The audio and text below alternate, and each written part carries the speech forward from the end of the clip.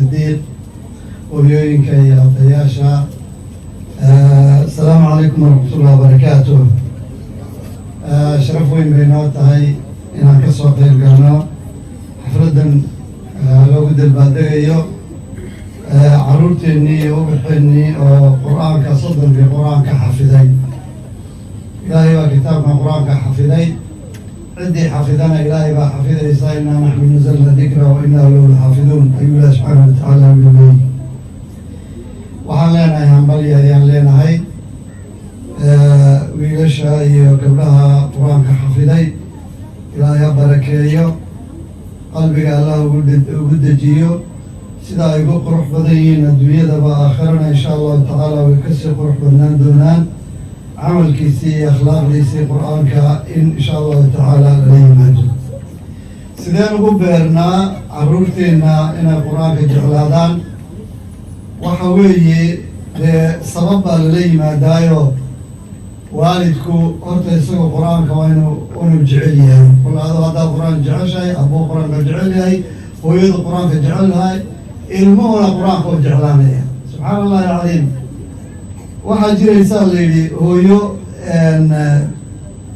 ilmadeer bay caloosha kusito uur bay lahayd qur-aan xaafid bay ahayd oo qur-aankay dhigan jirtay ilmihii yaraa uu dhegaysan jiray isagoo caloosha hooyadii ku jira ayuu qur-aankii dhegaysan jiray oo kolkuu soo dhashay qur-aankii uu jeclaaday qur-aankuu ka heli jiray ilaa uu noqdayba isna xaafid alqur-aan marka innagu haddaan jeclaano qur-aanka waalidiinta ay jeclaadaan wiilkii ku arko kaalay qur-aanka adoo akhriyaya isoo fariiso adiguna akri hooyadii sidaas oo kale caruurteeduna insha allahu tacaala way barbaaraysaa oo halkaasuu kasoo bilaabmayaa min ilmihii uurka lagu siday weeyey talabaad ilmuhu markuu dee adduunyada yimaado kolley markuu dee da-dii waxbarashada gaadho in la geeyo markas fiican oo la garanayo ardayda inuu si fiican wax ugu dhigo macallimiin dadaala oo ilmihii wax ka soo saaraya waa in la geeyo weeyaan oo dee lagu talagalo alxamdulillahi rabbilcaalamiin maraakiista qur-aanku aad bay u bateen waddankeena ilaa 200 iyo wax ka badan ayaan gobollada iyo caasimadda intaba diiwaangelinay waxaa oo dhaniba dee waa juhdi daatiya weeyaan oo ilaahay baa kitaabkan qur-aanka xafiday oo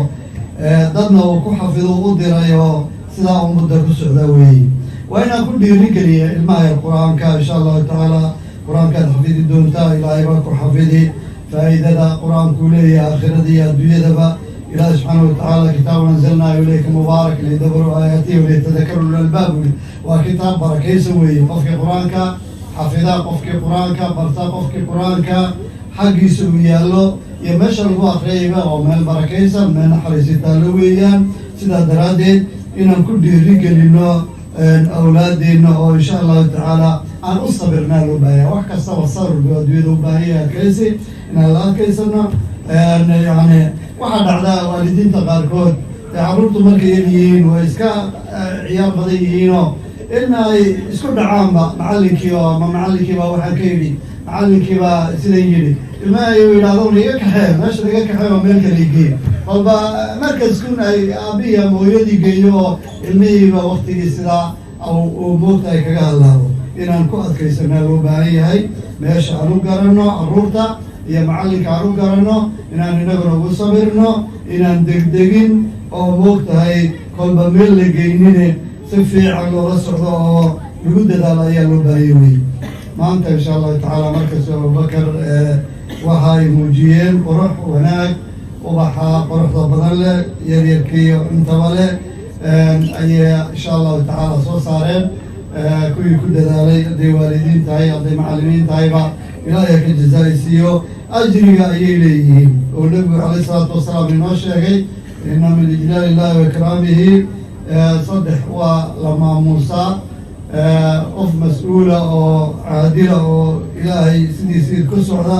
iyo qof weyn oo diintan islaamka ku coraysay oo ku socda oo ku toosan iyo xaamil alqur'aan qofka qur-aanka xafiday intaba waa la karaameeyaa oo ilaahay baa karaameeyay weeye sidaabaa isaga oo yar loo karaameynayaa oo ku leeyahay qadaris iyo maamuus حق إلهي حق أمته كتاب القرآن كأو سيدة أيام بركة نازلناه في ليلة مباركة بالله سبحانه وتعالى ولي نبي إني وفد بدنا والجسد الدجيل ملائكة كي وفد بدنا وكيني ماشى لو أخريو وعمل بركة يا نحرس يو دجناش أي تلوي سيدة والجود دارنا عرفت إن شاء الله تعالى إن لد دلوي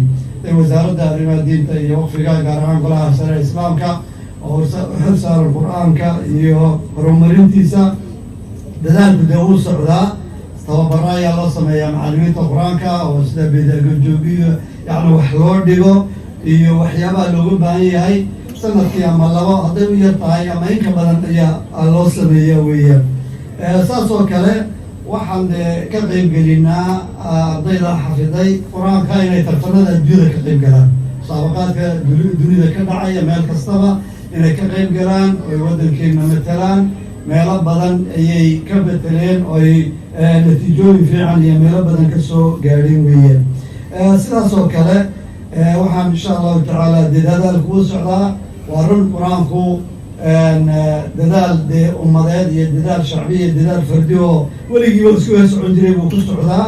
insha allahu tacaala maraakiistii way bateen maraakiistaasi macaahid bay yeelanayaan kuwa dowladdu gacanta ay ku hayso ha noqdaan ama kuwa dad leeyahay bay noqdaane ilaa heer jaamacadeed inay gaadhaan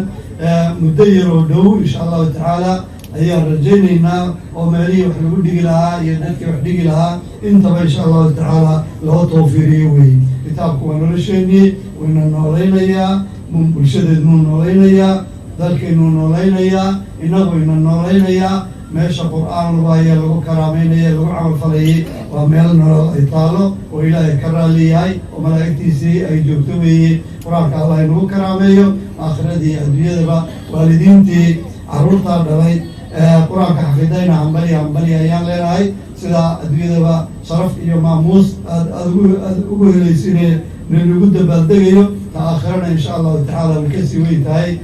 haniihan baan leeyahay wabaaraka allahu fiikum waad mahadsantihiin wasalaamu calaykum waraxmatullahi wabarakatu shukran aabba wax quudha yacnaha wax bixiya hooyo qalqaalidoo ilmaha dirta arday qaylo dheer oo hoosta inta o dhan oo guurguurin iyo macallin qaali ah iyo qalin farweyn yaa la odhan jira yacnaha qalin wixii lagu qoraba la arkayo qalin daciifayna dad badan baan arkayn walaalayaal waxaan leenahay waalida haddaan nahay mas-uuliyad baana saaran anu waxaan arkayaa maanta reer khaalid haddaan nahay meel baan ka naaqusannahay inuu dadku ila dareemo iyo in kalama garanayo meesha aan ka naaqusannahay gabdhihii aawe gabdhihii aw maxabad gabadha ayaa reer khaalid jirta oo ku nool reer khaalid malaayiin gabdhaha ku nool laakiin gabadh kale hataa ka fadhida maanta halkaa waxaan ka arkayaa nuqsaan baragga intii aan samayno intay doontaba hata way roon yihiin anu waxaan leeyahay waalidadii haddaan nahay dadaalka gabdhaha iyo raggaba waa inaan xoog ugu dadaalo waa inaanan horta iskoolka ugu horraysiino qur-aanka aan ku horraysiino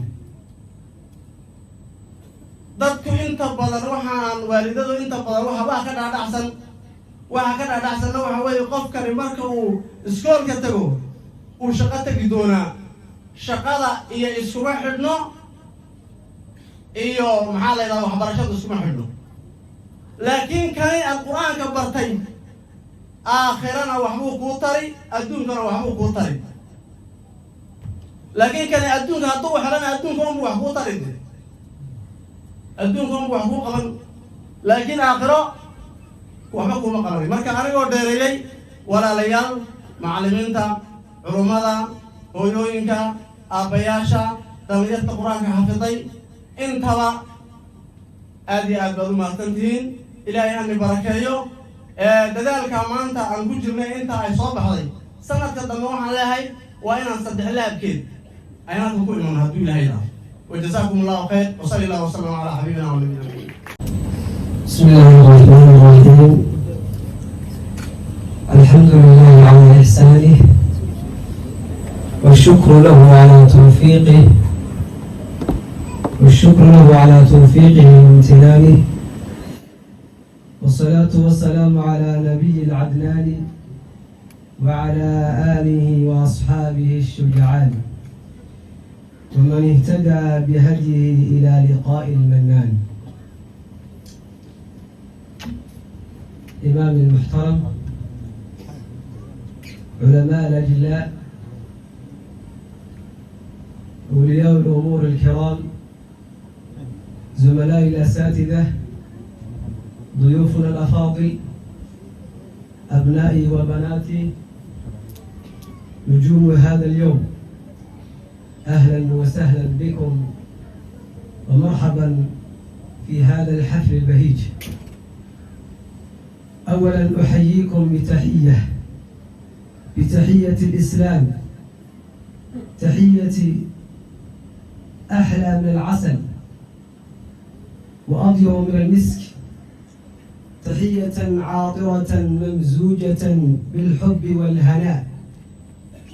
تحية أهل الجنة في الجنة، ألا وهي السلام عليكم ورحمة الله تعالى وبركاته. بعد هذه التحية العطرة الميمونة،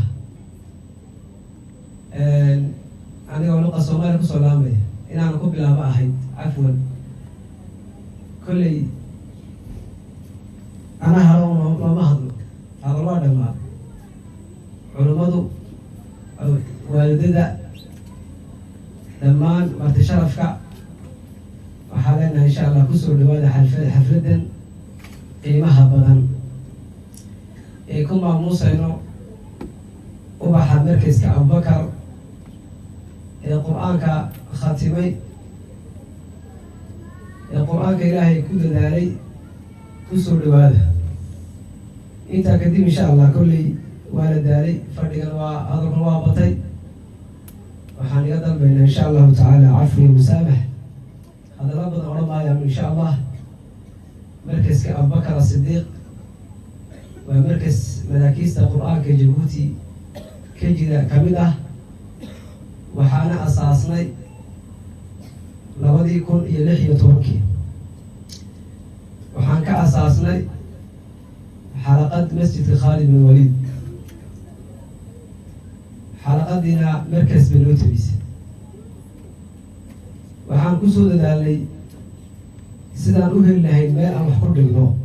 إلهي سبحانه وتعالى ونسي هذا النبي آلك وحاله لي وحدولي السماء ما يرى مركز كوام لقانا ماشا هذا كل قالوا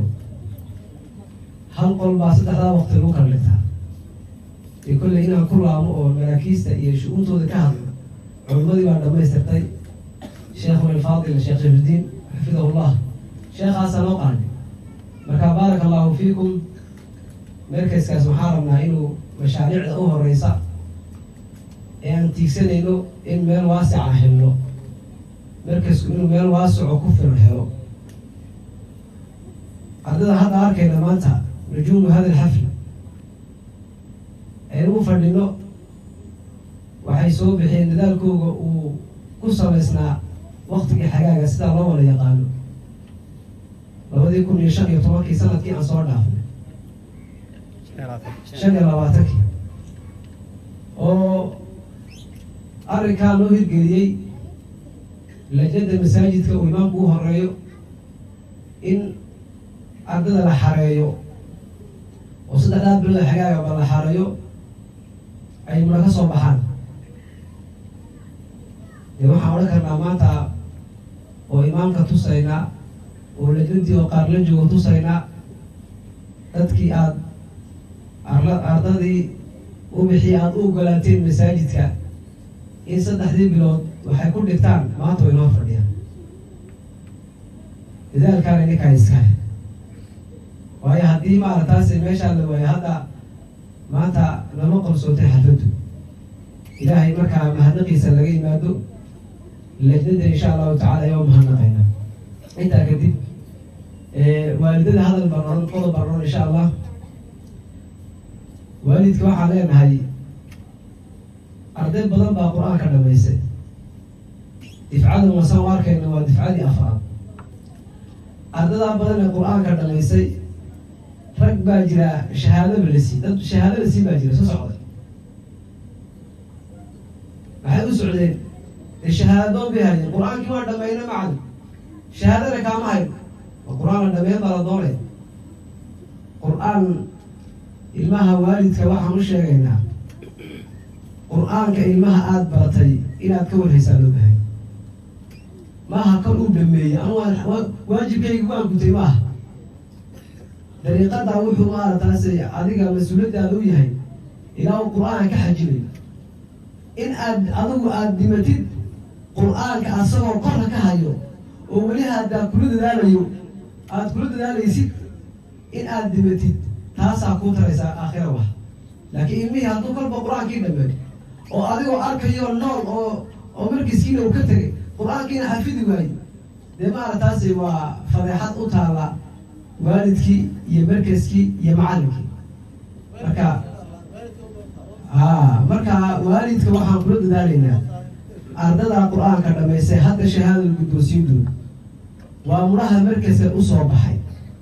in ay markaska qur-aan ka dhigaan in ay maarataasi qur-aanka sii xafidaan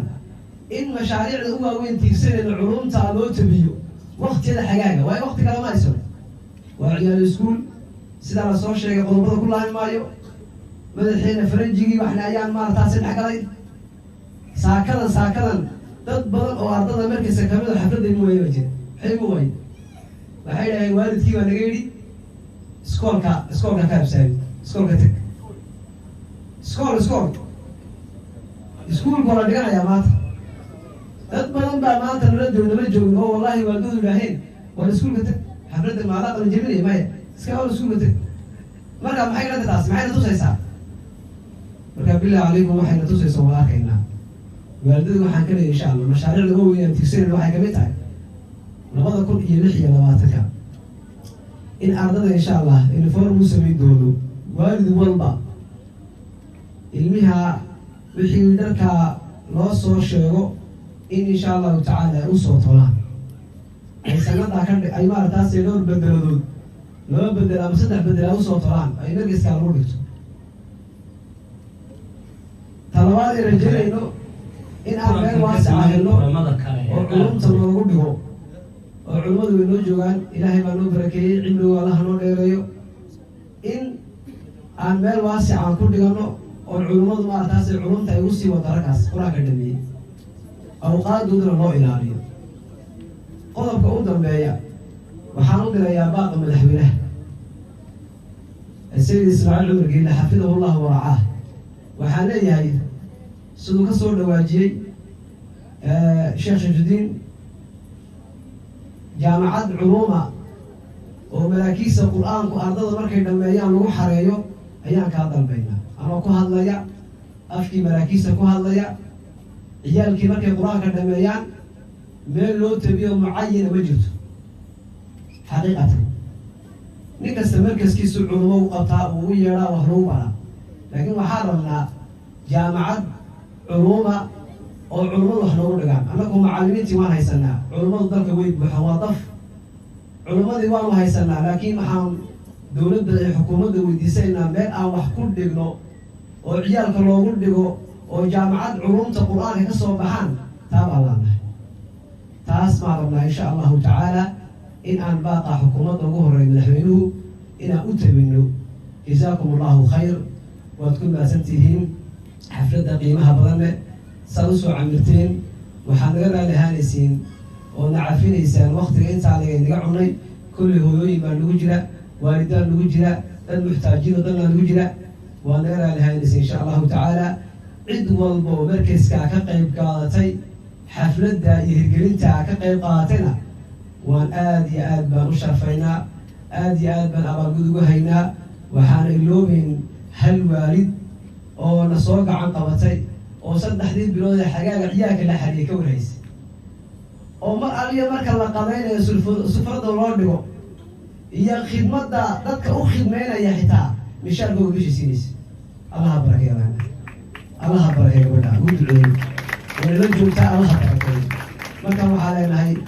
inankuna insha allahu tacaala waan dadaalaynaa sanad walba waxaan rajaynaa insha allahu tacaala in aan ubax ka tira badan inaan insha allahu tacaala sanad walba horkeena nakun insha allah ilaahayna ha inagu simo aad baan idin salaamayaa wasalaamu calaykum waraxmatullahi tacaala wabarakaatu